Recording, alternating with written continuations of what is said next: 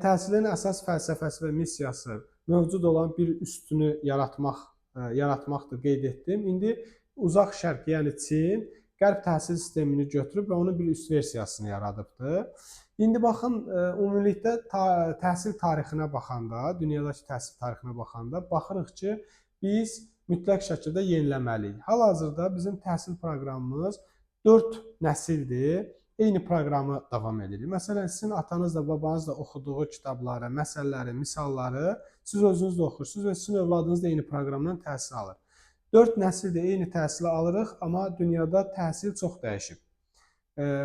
Çox dəyişib, çox inkişaf eləyibdir. Hətta 4 dəfə bizim təhsil sistemimiz dəyişməli idi.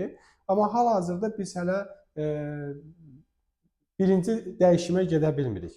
Çünki dəyişimə getməyin təməlində dayanan siyasi, psixoloji, sosial və digər problemlər var. Hal-hazırda biz o sosial problemlərin birindən danışırıq ki, dəyişikliyə getsək, bəzi ailələrdə müəyyən məişət məsələləri, müəyyən problemlər olacaq. Uşaqların yeməyini kim bişirəcək, yoldaşın paltarını kim ütüləyəcək, yoldaş deyəcək ki, saat 8-də 6-da gəldin işdən, evdə yemək yoxdur. Yəni, biz bu sosial və məişət problemləri ilə yanaşı, burada başqa problemlər də var. Burada təkcə problem budur. Burada siyasi problemlər də var, burada mədəniyyət problemləri də var. Təsəvvür edin ki, bizim təhsil sistemimiz inkişaf elədi.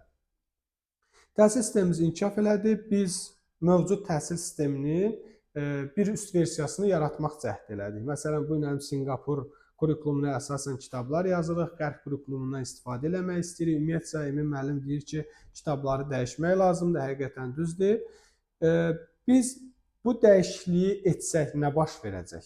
Yəni, bu məişət məsələlərini qoyduq qırağa, yəni bunları həll elədik.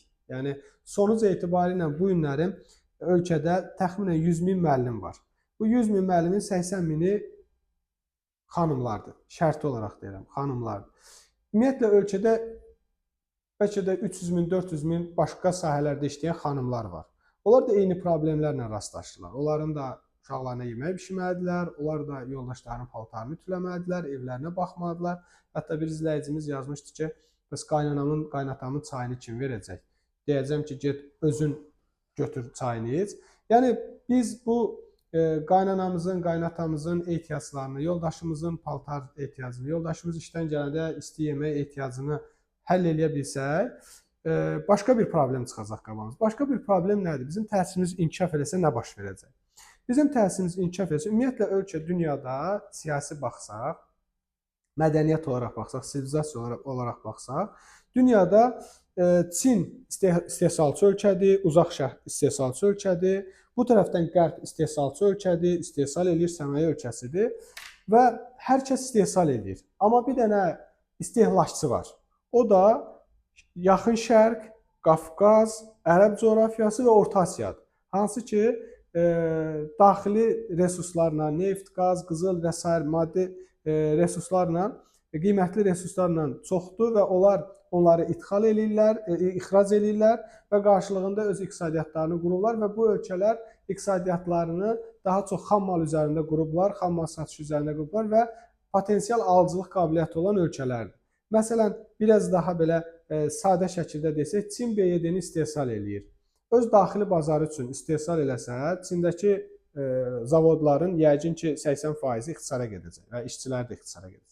Və hətta Almaniya Mercedesi və BMW-ni istehsal edir. Yalnız Avropa və Almaniya bazarı üçün istifadə eləsə, gərək 80%, 70% ixtisara gedir. Bu istehsalat təkcə avtomobil olmasın, istər tekstil olsun, sənaye olsun, avtomobil olsun, bütün sahələr olsun, elektronika və s. Bu istehsalat nəyin üzərində qurulubdur? Bir bazar var. Bu bazar haradır? Bu bazar Qafqazdır, Anadoludur, Ərəb coğrafiyasıdır və Orta Asiyadır. Hansı ki, burada istehsalat yoxdur, istehlak var. Və istehlak niyə var? Əsas sual burada budur ki, burada istehlak niyyədir? Biz niyə istehsal eləmirik? Və bizim istehsal eləməyimiz üçün gərək bizim təhsilimiz, elmimiz və texnologiyamız inkişaf eləsin. İnkişaf eləməsi üçün də ciddi bir dəyişiklik lazımdır. Ancaq siyasi olaraq da, mədəniyyət olaraq da, iqtisadi olaraq da, hərbi olaraq da, bütün parametrlər, eyni zamanda sosial olaraq da bizim təhsilimizin inkişaf eləməyini istəmirlər. Çünki biz bu günlərin desək ki, biz öz daxili bazarımızdakı elektronika olsun, tekstil olsun, avtomobil sənayesi olsun, yüngül sənaye olsun, ağır sənaye olsun, biz özümüz istehsal edəcəyik. Bəs bunu biz özümüz istehsal eləsək, biz də necə istehsal edə bilərik? Əlbəttə ki, bunu istehsal üçün gərək təhsilimiz inkişaf eləsin ki, elm və texniki və tərəqqi inkişaf baş versin. O zaman onlar kimə satacaqlar? Onda sual ortaya çıxır. Yəni burada əsas mövzu bu coğrafiyada, bizim coğrafiyamızda təxminən 500 milyonluq bir coğrafiyada elmin, təhsilin, tərəqqinin inkişafını istəməyən böyük güclər var. Bu, belə deyim də, müzakirə mövzusudur və bunun da səbəbində duran məsələ iqtisadidir. Çünki məndə elm və texnologiya inkişaf eləsə, artıq mən alıcı olmayacam. Mən də satıcı olacam. Ən azından öz daxili bazarımı özüm satacam. O da ona sərf eləmir. O ölkələr öz iqtisadiyyatlarını, uzaq şərq və qərb öz iqtisadiyyatlarını qurublar. Bizim istehlakçı və idxalçı olmağımızın üzərində.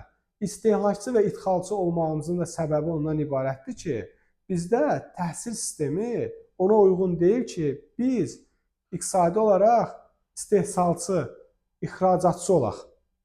Ona görə də bizim təhsilimizin, belə deyim də, bu günlərin ölkə gündəmində hər mənada müzakirə mövzusu təhsildir. Çünki daxildə müəyyən sosial qayğılar var.